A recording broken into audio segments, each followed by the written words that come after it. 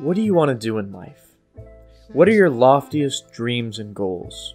Maybe you want to be an artist or a rapper or a YouTuber, but you only have it in the back of your mind as something you would like to do, but don't think you could practically achieve. But even if you aren't always actively following your dreams, sometimes you come across something or someone who somehow fills you with a burst of inspiration, and you start Googling things like vocal coaches, YouTube tutorials, language learning apps, plane tickets, you name it. Then a day or two later, you might get busy with school or work or just life in general and put it on the back burner again until the next time inspiration hits. For me, those bursts of inspiration usually come from music, and oftentimes from one musician in general, who tells me to disregard my fears, and even if I'm knocked down, to get up. Get up, I get it by any means. And finally attain your dreams. On the come up where they run up from the world of many fiends. Before we get to the guy in the thumbnail, let's talk about motivation. See, there's this whole industry built upon the idea that people just aren't good enough by themselves. Go to any bookstore, or if you don't want to leave your house for this example, just Audible, who should totally sponsor this video for that clean plug, and look for the self-help literature. You'll be bombarded with thousands of titles talking about the secrets of life or wealth or happiness. People pay hundreds of dollars to sit in packed auditoriums and hear someone yell at them that they're good enough or that they could be doing better. In fact, if the algorithm works like I think it does, odds are at the beginning of this video, you skipped over an ad saying something like, knowledge. But at the end of the day, this is pretty ridiculous. All of these people are trying to sell you something, and they're preying on people's insecurities in order to do it. The basis of self-help isn't the self at all. It's the idea of becoming something different from what you already are through outside means. By presenting these ideas to people at all, an implication is made that you are not good enough, but I can make you better. And people fall for this, because at the end of the day, they're scared and want more from life. People feel like they don't know how to attain what they want, so someone selling motivation might seem appealing to them. But what if somebody wasn't trying to just make money off you through motivation? What if there was an implicitly pure motivational speaker with good intentions? Well then, that ugly feeling we get from people like this, knowledge, probably wouldn't pop up, and that person would probably be seen predominantly positively. Here's where we finally get to the guy in the thumbnail, Sir Robert Bryson Hall II. No, he isn't like a knight. Did you think we were doing like a medieval person or something? Yeah, no, his first name is literally Sir. Can you just thank you. There we go. Logic has rapidly grown to become one of the most praised and highly regarded rappers out right now. Eminem himself lumped him in alongside Kendrick and J. Cole as one of the people keeping lyrical talent and phenomenal content in the game in the face of hypebeasts and mumble rappers. And I'm not against mumble rap or anything, but I am a lifelong fan of lyrical rap, and thus I value it a lot more. But that might be a topic for another time. Logic has a lot going for him in terms of being likable. His entire brand is centered around the term PLP, and that's peace, love, and positivity. His musical stylings are various, but his message is consistently the same: spread love and follow your dreams. And while Logic is incredibly talented at the art of rapping, tons of people are good at rapping who aren't anywhere near as famous. The point is, without the core message, fame just can't follow. See, when it comes to hip-hop, there's a lot less disconnect between art and artist. Someone's flow alone usually isn't enough to blow up off of or gain a following from. When it comes to pop singers or instrumentalists, the voice or music in and of itself creates the appeal, but with rappers, the lyrical content and character behind it is what defines someone's career. Think of it like this. Kendrick Lamar has a verse on the Maroon 5 song Don't Wanna Know, a very standard pop song. If Kendrick only rapped like this, he wouldn't be the Grammy award-winning artist who's constantly compared to the likes of Tupac that we know him as today. K-Dot is so popular and influential because of the subject matter of his music and the themes that reflect his own upbringing in Compton. We love and respect Kendrick for works like To Pimp a Butterfly, not Don't Wanna Know. The first work is a deeply personal passion project, and the second is a generic pop song and industry plant. Now keep that term in mind. We'll come back to it. Logic is uniquely situated by virtue of his upbringing to have the sort of story that grabs people's attention. He grew up in a house full of drugs, with his mother and father both being addicts. His brother sold drugs and was involved in gang-related activity. Eventually, I finally made my way up out that Section 8 and worked non-stop to follow his dream of becoming a rapper. He worked menial jobs, bussing tables, and slept on people's couches, spending everything he had on his music. He saved on studio time by recording in his sister's basement, and would even steal quarters to be able to buy snacks. This is the kind of drive and hustle that a lot of young people experience in one way or another. that continuous work, saving up for that trip, for the next semester, for the recording equipment. It becomes easy when you're in the middle of it to give up hope, but then you go back and listen to Under Pressure or Young Sinatra and realize you can make it one day, because odds are, you don't have it as bad as Logic did. And look at him now. Logic's music and story inspire people above all else.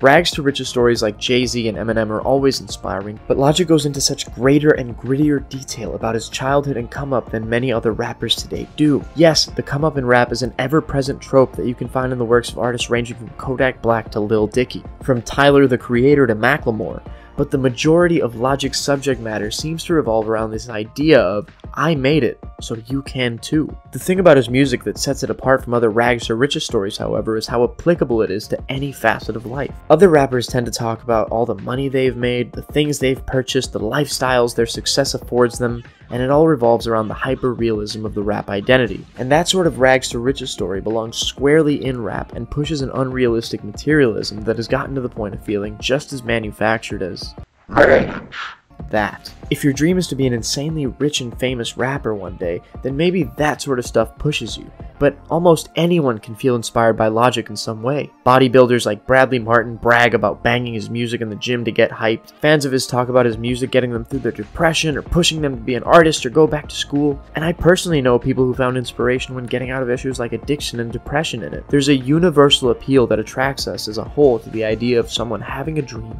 going after it, and against all odds accomplishing it. It's a classic underdog story. It's Rocky, it's David and Goliath, it's the Mighty Ducks. And that's what gives Logic the edge he has in the game. He's incredibly genuine in his endeavors. The reason he legitimately inspires people and attracts fans, whereas someone like Ty Lopez turns everyone off, is the intention. People who are trying to sell you motivation and self-help on the internet are just that, salespeople. Nobody likes when a stranger tries to come into your personal time to pitch you their product.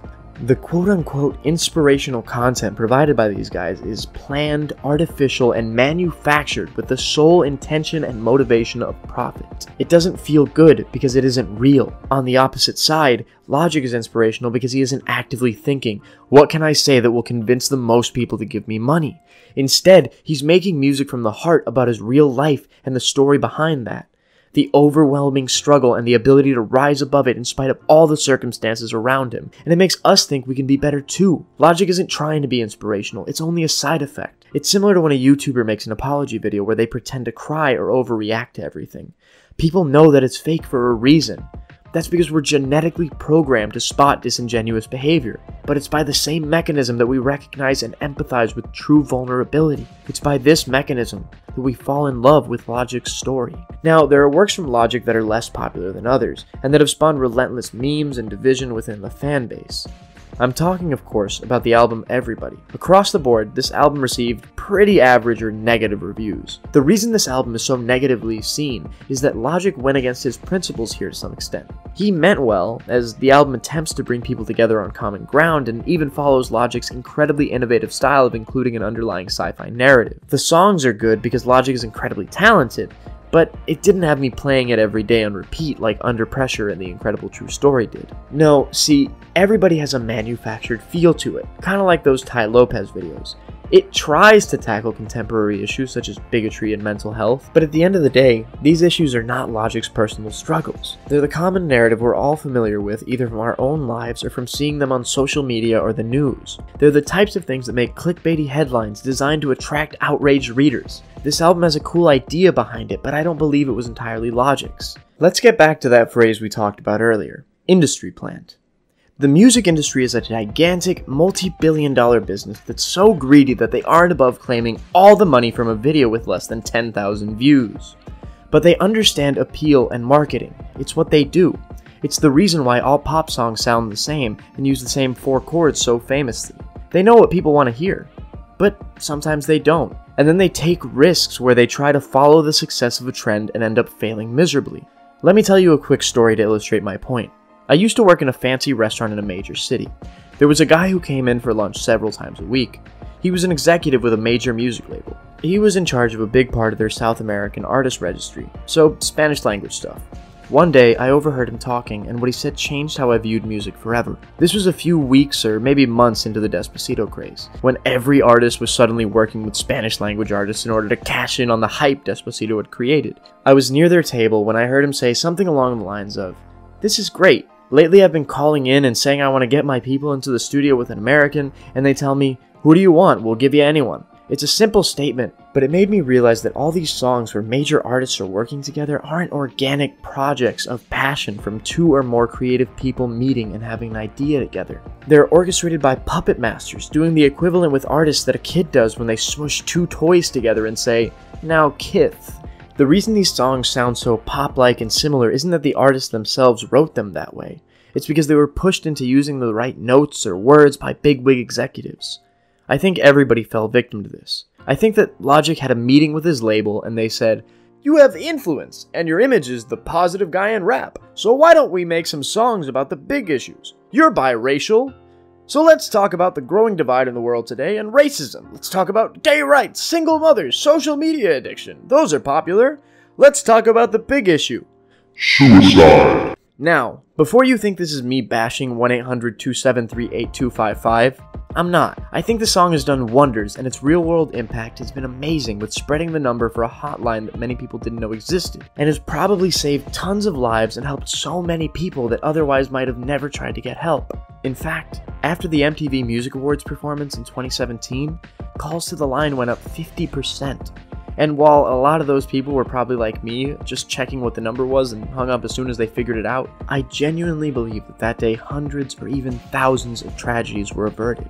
And that's amazing. But objectively, in terms of Logic's work, I think the song is lyrically simple and generic, and I think it was made that way on purpose. I think it was structured and intentionally put together in order to appeal to as many people as possible. Logic's older music caused many fans to say that it saved their lives, but that wasn't the intention behind the music. It was just a byproduct brought about by how genuine the songs were. Logic and his label probably learned about this impact when interacting with fans and saw the power and reach that his music could have, and then capitalized on it in order to make a song specifically engineered to try and save people's lives. You don't have to take my word for it, though. Logic says it himself in his Genius interview, where he explains the lyrics and the origin of the song, almost verbatim. And in my mind, I was like, man, I wasn't even trying to save nobody's life. And then it hit me the power that I have as an artist with a voice. I wasn't even trying to save your life. Now, what could happen if I actually did?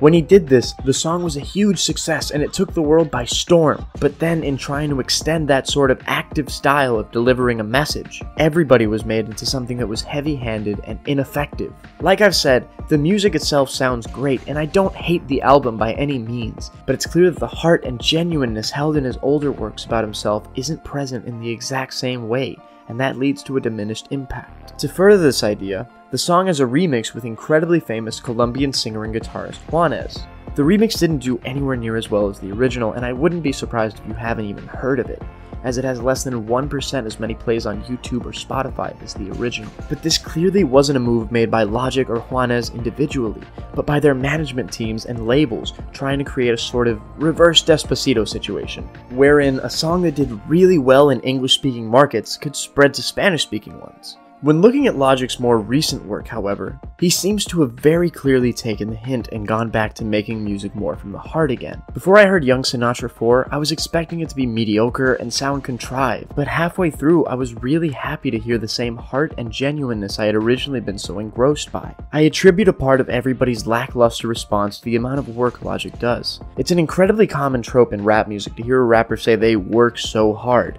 You hear it from the likes of Drake, Futuristic, Joyner Lucas, and pretty much everybody else. But with Logic, it's different. In this day and age, an artist can fade away into obscurity very quickly, kind of like memes. With the speed at which the internet eats up content, every creative field is driven more by quantity than quality. Creativity can't be forced, and even though Logic is bursting at the seams with it, and he's putting out so much music every few months, sometimes it's not enough. With artists like Drake, who seem to put out new material so often that you haven't even gotten used to the last album by the time you hear the new one. There's a team involved behind the scenes. Lyrics are written for them, the beats are outsourced, and there's a huge amount of people behind the scenes making sure deadlines are met. But when looking at the songwriter credits for most of Logic's songs, you won't find a long list like with Drake's, usually just his name and the name of his producers. Sometimes though, and particularly on Everybody, there are a lot more names than you expected, and several you've never even heard of. Like this one, for example. Who on earth is this Black Thought guy? I mean, what has he even made that's so... Oh wow. Oh my god. Okay, never mind that. Can we cut this part out? The point is, in order to stay relevant, artists are expected by fans and labels alike to be making new music constantly. For example, you can't go to a single one of Lil Dicky's tweets without seeing an onslaught of responses asking for the next album, as if the fans were owed something from him. Logic frequently talks about working hard every day and making albums or projects very frequently for his label, and this need to stay relevant can really have him feeling under pressure. Knowledge. Hey guys, thanks so much for watching the video. If you liked it, leave a like, subscribe to the channel, and tell us below what you'd like to see more of on this channel. Seriously, we're running out of ideas. Follow us over on Twitter at MediumDSpeaks. It's the same exact name as the YouTube channel title. You've really got no excuse at this point. And yeah. Alright, bye.